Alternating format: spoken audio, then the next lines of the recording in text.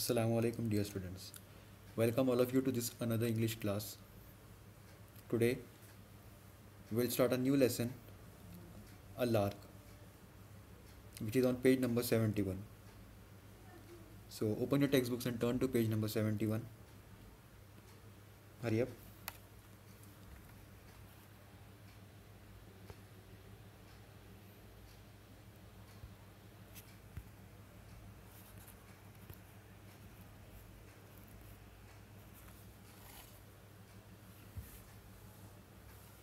Okay, so on page number 71, there's a poem, a lark. So we'll do this poem today. So first of all, reading the first stanza. Lark bird, soaring high, are you never weary? When you reach the empty sky, are the clouds not dreary? Don't you sometimes long to be a silent goldfish in the sea?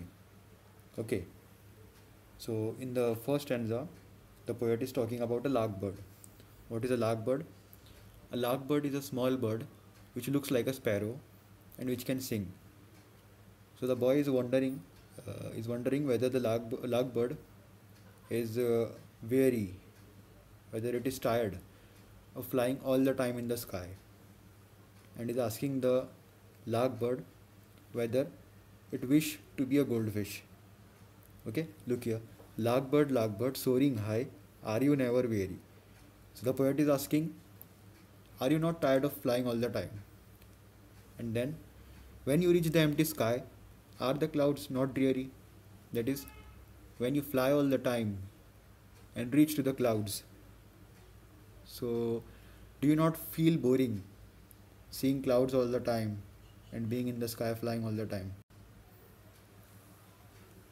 Then the next line, don't you sometimes long to be a silent goldfish in the sea? So it is asking, the poet is asking the lark in a question format that whether the lark sometime wants to be a goldfish. Do you know what is a goldfish? Have you seen goldfish? If you could remember, you have seen it many times, maybe on TV or somewhere else. Mostly it is kept in fish pots. It is a tangy orange color fish, a little fish which is known as goldfish. So the poet is asking the lark bird that it is tired all the time being in the sky, flying all the time, and seeing the clouds. It must be feeling very boring and dull. So do you want to be a goldfish sometime? Okay, if you get the opportunity to be someone else, so you will be or you will not. Take that opportunity to be someone else. Then moving to the next stanza.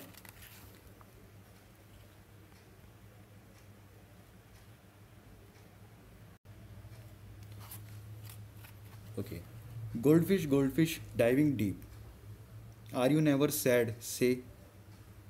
When you feel the cold waves creep, are you really glad? Say. Don't you sometimes long to sing and be a larkbird on the wing? Okay, so in the next stanza, the poet is asking the goldfish. In the first stanza, the poet was talking to a larkbird. But in the second stanza, the poet is talking to a goldfish. And what is he asking to the goldfish? He is asking that goldfish, diving deep. Are you never sad? Say. So the poet is asking the goldfish whether it is sad or not. Why? Because in the next line, when you feel the cold waves creep, are you really glad? Say. Now the poet is asking the goldfish that you are in the water all the time, and when the cold waves of water creep, that is they move slowly. So don't you really feel bad about that? And you are glad about that? That is, you feel happy about that? You have to be in the cold water all the time. Okay.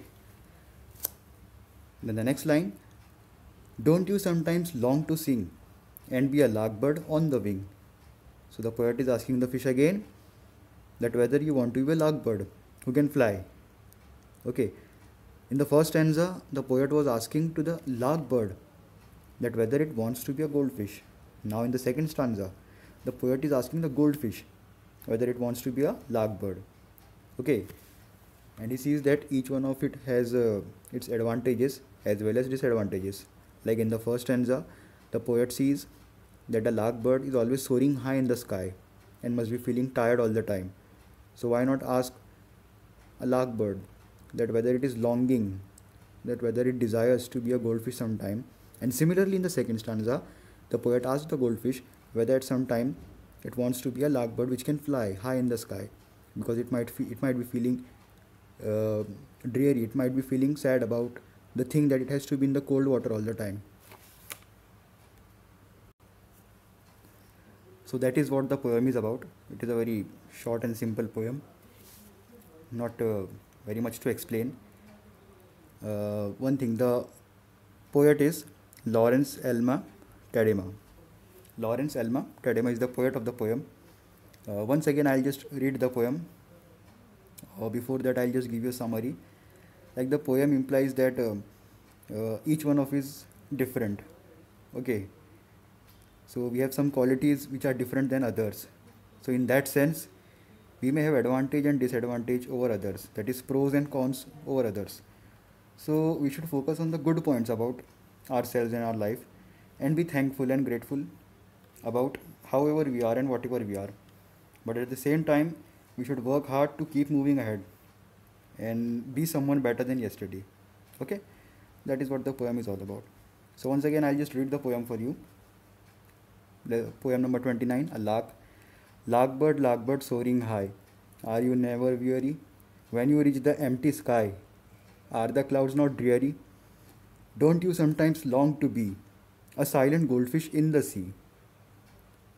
Goldfish diving deep, are you never sad, say? When you feel the cold waves creep, are you really glad, say? Don't you sometimes long to sing and be a lark bird on the wing? That is the poem. Now, very quickly, we will just look at the meanings of the words in the next slide.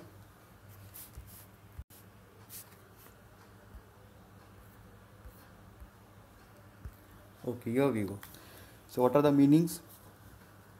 So, the words that we came across in the poem is soaring. Let me take you to that line. So, that line is this one.